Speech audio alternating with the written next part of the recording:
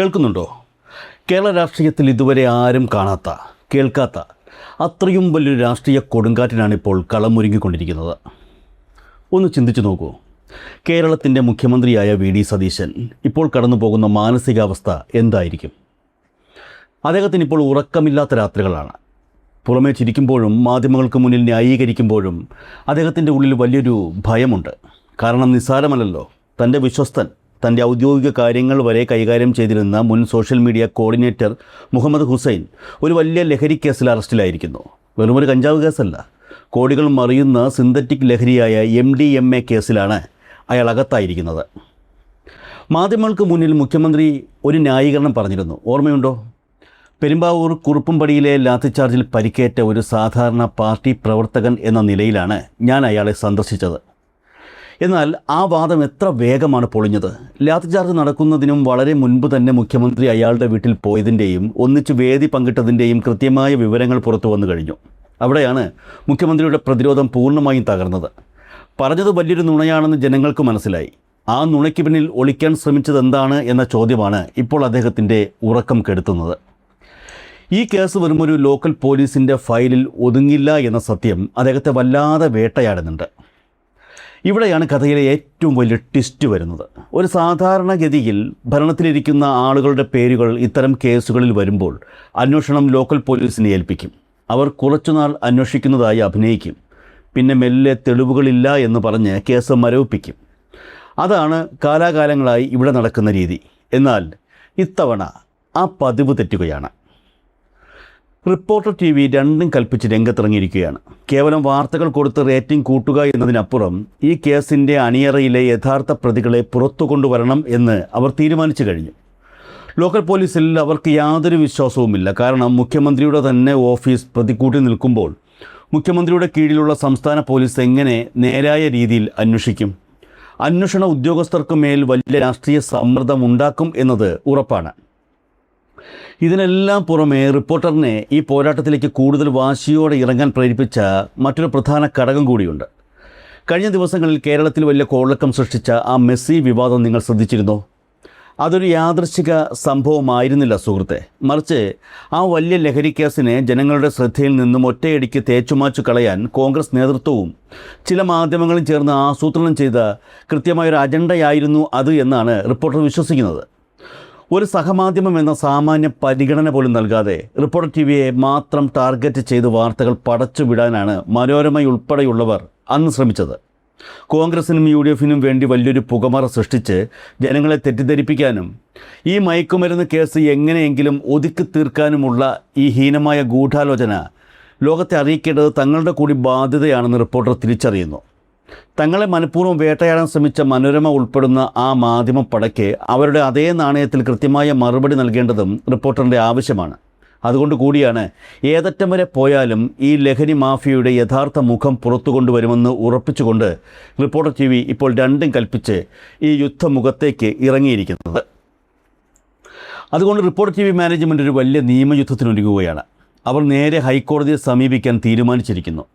ഈ കേസിൻ്റെ ഗൗരവം കോടതിയെ ബോധ്യപ്പെടുത്തി അന്വേഷണം നാർക്കോട്ടിക്സ് കൺട്രോൾ ബ്യൂറോ പോലെയുള്ള ഒരു കേന്ദ്ര ഏജൻസിക്ക് കൈമാറണം എന്നാവശ്യപ്പെട്ട് അവർ പൊതു താൽപ്പര്യ ഹർജി ഫയൽ ചെയ്യാനുള്ള അവസാനവട്ട ഒരുക്കങ്ങളിലാണ്. ഒരു ഉത്തരവാദിത്തപ്പെട്ട മാധ്യമം എന്ന നിലയിൽ ഇതിനായുള്ള നിയമോപദേശങ്ങൾ അവർ തേടിക്കഴിഞ്ഞു എന്നാണ് വിവരങ്ങൾ. ഇത് സർക്കാരിനെ സംബന്ധിച്ച് തീരെ പ്രതീക്ഷിക്കാത്ത ഒരടിയാണ്. റിപ്പോർട്ടർ TV മാത്രമല്ല, പ്രതിപക്ഷവും ഈ അവസരം കൃത്യമായി ഉപയോഗിക്കാൻ തീരുമാനിച്ചിരിക്കുകയാണ്. ഇടതുപക്ഷ യുവജന സംഘടനയായ DYFI ഇതിനോടകം തന്നെ ഈ വിഷയം ഏറ്റെടുത്തു കഴിഞ്ഞു. തെരുവിലെ പ്രതിഷേധങ്ങൾക്കപ്പുറം അവരും നിയമപരമായ വഴി തേടുകയാണ്. DYFIയും സമാനമായ ഒരാവശ്യം ഉന്നയിച്ച് കോടതിയെ സമീപിക്കുമെന്ന കൃത്യമായ സൂചനകൾ ഇപ്പോൾ പുറത്തു വരുന്നുണ്ട്. ആലോചിച്ച് നോക്കൂ, ഒരു വശത്ത് ഒരു പ്രമുഖ വാർത്താ ചാനൽ, മറുവശത്ത് ശക്തമായ പ്രതിപക്ഷ യുവജന സംഘടന. ഇരുവരും ഒരേ ആവശ്യവുമായി ഹൈക്കോടതിയുടെ പടികൾ കയറുമ്പോൾ അതൊരു വലിയ രാഷ്ട്രീയ പോരാട്ടമായി മാറും. കോടതിക്ക് ഈ ഹർജികൾ വെറുതെ തള്ളിക്കളയാൻ കഴിയില്ല. കാരണം ഉന്നയിക്കപ്പെട്ടിരിക്കുന്ന വിഷയം അത്രത്തോളം ഗൗരവമുള്ളതാണ്. ഈ ഹർജികൾ ഹൈക്കോടതിയുടെ പരിഗണനയിൽ വന്നാൽ എന്താകും സംഭവിക്കുക? ഹർജി ഫയലിൽ സ്വീകരിച്ചാൽ ഉടൻ തന്നെ കോടതി സംസ്ഥാന സർക്കാരിനോടും DGPയോടും വിശദീകരണം ചോദിക്കും. ഇതുവരെയുള്ള കേസ് ഡയറി ഹാജരാക്കാൻ ആവശ്യപ്പെടും. അവിടെയാണ് സർക്കാരിന് അടിപതറുക. ലോക്കൽ പോലീസ് തയ്യാറാക്കിയ കേസ് ഡയറിയിൽ നിറയെ പൊരുത്തക്കേടുകൾ ഉണ്ടാകുമെന്ന കാര്യം ഉറപ്പാണ്. ബംഗളൂരുവിൽ നിന്നുള്ള ലഹരി വരവ്, ഇതിന് പിന്നിലെ സാമ്പത്തിക സ്രോതസ്, വിദേശികളുടെ പങ്ക്, ഇതൊന്നും അന്വേഷിക്കാൻ കേരള പോലീസിന് കഴിഞ്ഞിട്ടുണ്ടാകില്ല. ഈ പരിമിതികൾ കോടതി കൃത്യമായി ചോർത്തിയെടുക്കും. സംസ്ഥാന പോലീസിൻ്റെ അന്വേഷണം എങ്ങും എത്തിയില്ലെന്നും കേസിൻ്റെ വ്യാപ്തി കേരളത്തിന് പുറത്തേക്ക് നീളുന്നതാണെന്നും കോടതിക്ക് ഒറ്റ നോട്ടത്തിൽ തന്നെ ബോധ്യപ്പെടും. അങ്ങനെ കോടതിക്ക് പൂർണ്ണമായ ബോധ്യം വന്നാൽ ഭരണഘടന നൽകുന്ന സവിശേഷമായ അധികാരം ഉപയോഗിച്ച് ഹൈക്കോടതി ഒരു ചരിത്രപരമായ വിധി പുറപ്പെടുവിക്കാനാണ് സാധ്യത എന്നും നിയമവിദഗ്ധർ പറയുന്നു. ഈ കേസിൻ്റെ തുടരന്വേഷണം നാർക്കോട്ടിക്സ് കൺട്രോൾ ബ്യൂറോയെ ഏൽപ്പിക്കുന്നു. ആ ഒരൊറ്റ ഉത്തരവിൽ സംസ്ഥാന സർക്കാരിൻ്റെ എല്ലാ നിയന്ത്രണങ്ങളും നഷ്ടപ്പെടും. ഹൈക്കോടതി ഉത്തരവ് വന്നാൽ പിന്നെ നടപടിക്രമങ്ങൾ വളരെ വേഗത്തിലായിരിക്കും. അന്ന് തന്നെ NCB ഉദ്യോഗസ്ഥർ കേരള പോലീസിൽ നിന്നും കേസ് ഫയലുകൾ ഔദ്യോഗികമായി ഏറ്റുവാങ്ങും. അവർക്ക് പുതിയൊരു FIR രജിസ്റ്റർ ചെയ്യാം. പിന്നെ നടക്കുന്ന അന്വേഷണം കേരള പോലീസ് അന്വേഷിച്ചതുപോലെ ആയിരിക്കില്ല. അവരെ നിയന്ത്രിക്കാൻ മുഖ്യമന്ത്രിയുടെ ഓഫീസിനോ സംസ്ഥാനത്തെ ഉന്നത പോലീസ് ഉദ്യോഗസ്ഥർക്കോ കഴിയില്ല. ഡാർക്ക് വെബ് വഴിയുള്ള ഇടപാടുകൾ, ഹവാല പണമിടപാടുകൾ എന്നിവ കണ്ടെത്താൻ NCBയുടെ സൈബർ വിദഗ്ധർ രംഗത്തിറങ്ങും. മുഹമ്മദ് ഹുസൈൻ്റെ ബാങ്ക് അക്കൗണ്ടുകൾ, അയാളുടെ ഫോൺ കോൾ റെക്കോർഡുകൾ, മുഖ്യമന്ത്രിയുടെ ഓഫീസിലെ ചില ഉദ്യോഗസ്ഥരുമായുള്ള നിരന്തര സമ്പർക്കങ്ങൾ എന്നിവയെല്ലാം അവർ അരിച്ചു പെറുക്കും. ലോക്കൽ പോലീസ് കണ്ടിൽ നടിച്ച പല ഡിജിറ്റൽ തെളിവുകളും NCB കുഴിച്ചെടുക്കും.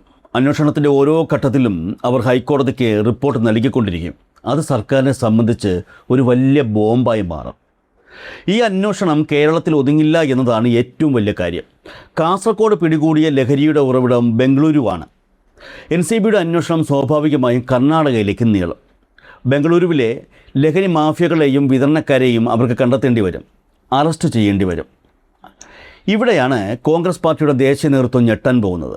കർണാടക ഭരിക്കുന്നത് കോൺഗ്രസ്സാണ്. കേരളത്തിൽ കോൺഗ്രസ് നയിക്കുന്ന UDFൻ്റെ മുഖ്യമന്ത്രിയുടെ വലങ്കൈ ആയിരുന്ന ഒരാൾ കർണാടകയിലെ വലിയ ലഹരി മാഫിയയുമായി കോടികളുടെ ഇടപാട് നടത്തിയിരിക്കുന്നു. ഇത് പുറത്തു വരുമ്പോൾ കർണാടകയിലെ കോൺഗ്രസ് സർക്കാരിനും അത് വലിയ ക്ഷീണമാകും. കർണാടകയിലെ ആഭ്യന്തര വകുപ്പിന് ഇത്രയും വലിയ ലഹരി ശൃംഖലയെക്കുറിച്ച് അറിയില്ലായിരുന്നോ എന്ന ചോദ്യം അവിടെയും ഉയരും. കേരളത്തിലെയും കർണാടകത്തിലെയും കോൺഗ്രസ് നേതൃത്വങ്ങളെ ഒരേ സമയം പ്രതിരോധത്തിലാക്കുന്ന വലിയൊരു രാഷ്ട്രീയ ആയുധമായി ഈ കേസ് മാറും. NCB അന്വേഷണം കർണാടകയിലേക്ക് കടക്കുകയും കൂടുതൽ വിവരങ്ങൾ പുറത്തുവരികയും ചെയ്യുന്നതോടെ ഇതൊരു പ്രാദേശിക വാർത്തയല്ലാതായി മാറും. ഡൽഹിയിലെ ദേശീയ മാധ്യമങ്ങൾ ഈ വാർത്ത ഏറ്റെടുക്കും. കേരള മുഖ്യമന്ത്രിയുടെ അടുത്ത അനുയായി അന്തർ സംസ്ഥാന ഡ്രഗ് കാർട്ടലിൽ പിടിയിൽ, ദക്ഷിണേന്ത്യയിലെ കോൺഗ്രസ് സർക്കാരുകളെ പ്രതികൂട്ടിലാക്കി NCB അന്വേഷണം എന്നൊക്കെയുള്ള തലക്കെട്ടുകളിൽ ദേശീയ തലത്തിൽ വലിയ ചർച്ചകൾ നടക്കും. മുഖ്യമന്ത്രി VD സതീശൻ്റെ മുൻ സോഷ്യൽ മീഡിയ കോർഡിനേറ്ററാണ് ഇതിലെ പ്രധാന പ്രതി എന്ന വാർത്ത ദേശീയ തലത്തിൽ വലിയ രീതിയിൽ സെൻസേഷൻ സൃഷ്ടിക്കും. ഒരു മുഖ്യമന്ത്രിയുടെ ഓഫീസിന് ലഹരി മാഫിയുമായി ബന്ധമുണ്ടോ എന്ന ചർച്ചകൾ പാർലമെൻറ്റ് വരെ ഉയർന്നേക്കാം. ഹൈക്കമാൻഡിന് മുന്നിൽ VD സതീശൻ ഉത്തരം പറയേണ്ടി വരും. അദ്ദേഹത്തിൻ്റെ രാഷ്ട്രീയ ഭാവി തന്നെ ചോദ്യചിഹ്നമാകുന്ന അവസ്ഥയിലേക്ക് കാര്യങ്ങളെത്തും. NCB അന്വേഷണ പുരോഗതി കോടതിയെ അറിയിക്കുമ്പോൾ കോടതിയിൽ നിന്നും ഉണ്ടാകുന്ന ചില പരാമർശങ്ങൾ വളരെ നിർണായകമാകാനുള്ള സാധ്യതയുമുണ്ട്. ഈ കേസിൽ ഉന്നതരുടെ സ്വാധീനം വ്യക്തമാണ്, മുഖ്യമന്ത്രിയുടെ ഓഫീസിലുള്ളവർക്ക് ഈ ഇടപാടിൽ പങ്കുണ്ടോ എന്ന് അന്വേഷിക്കണം തുടങ്ങിയ ഏതെങ്കിലും ഒരു വാക്ക് കോടതിയുടെ ഭാഗത്തു നിന്നും ഉണ്ടായാൽ അത് സംസ്ഥാന ഭരണകൂടത്തിൻ്റെ അടിത്തറ തന്നെ ഇളക്കും. പ്രതിപക്ഷ പാർട്ടികൾ മുഖ്യമന്ത്രിയുടെ രാജി ആവശ്യപ്പെട്ട് തെരുവിലിറങ്ങും. ഭരണമുന്നണിക്കുള്ളിൽ തന്നെ അഭിപ്രായ വ്യത്യാസങ്ങൾ രൂക്ഷമാകും. തൻ്റെ ഓഫീസുമായി അടുത്ത ബന്ധമുള്ള ഒരാൾ ഇത്രയും വലിയ ലഹരി കേസിൽ ഉൾപ്പെട്ടിട്ടും അത് കണ്ടെത്താൻ സംസ്ഥാന ഇൻ്റലിജൻസിന് കഴിഞ്ഞില്ല എന്നത് ആഭ്യന്തര വകുപ്പിൻ്റെ കൂടി പരാജയമായി വ്യാഖ്യാനിക്കപ്പെടും. അവസാനം ഒരു രക്ഷയുമില്ലാതെ നിൽക്കുമ്പോൾ ധാർമ്മിക ഉത്തരവാദിത്തം ഏറ്റെടുത്ത് മുഖ്യമന്ത്രിക്ക് ഒരുപക്ഷെ രാജിവയ്ക്കേണ്ടി വന്നേക്കാം. അല്ലെങ്കിൽ ഭരണകക്ഷിക്ക് അദ്ദേഹത്തെ മാറ്റേണ്ടി വരും.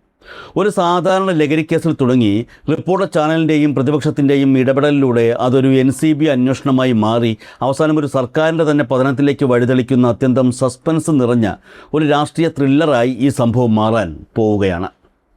കാര്യങ്ങൾ ആ വഴിക്കാണ് നീങ്ങുന്നത് സുഹൃത്തെ. കോടതിയുടെ തീരുമാനം എന്താകുമെന്നും VD സതീശൻ ഈ വലിയ രാഷ്ട്രീയ പ്രതിസന്ധിയെ എങ്ങനെ മറികടക്കുമെന്നും അറിയാൻ നമുക്ക് കാത്തിരിക്കാം. ഇതിൽ ഇനിയും ഒരുപാട് കാര്യങ്ങൾ പുറത്തു വരാനുണ്ട്. മാത്രമല്ല ഇക്കാര്യത്തിൽ വലിയ കളികൾ ഇനിയാണ് തുടങ്ങാൻ പോകുന്നതും.